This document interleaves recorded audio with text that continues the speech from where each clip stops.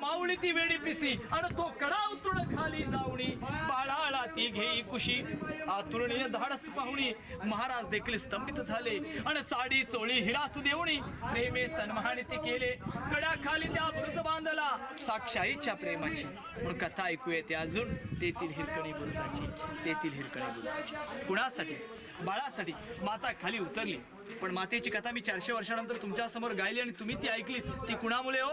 छत्रपती श्री शिवाजी महाराजांमुळे कारण की स्त्री सन्मान राजा ज्यांच्या दरबारात कधी स्त्री नाचली नाही ज्यांच्या दरबारात कधी स्त्री रडली नाही ज्यांच्या दरबारामध्ये परत स्त्रीला मातेचा दर्जा दिला जातो असे महाराज स्वतः त्या धनगराच्या घरी गेले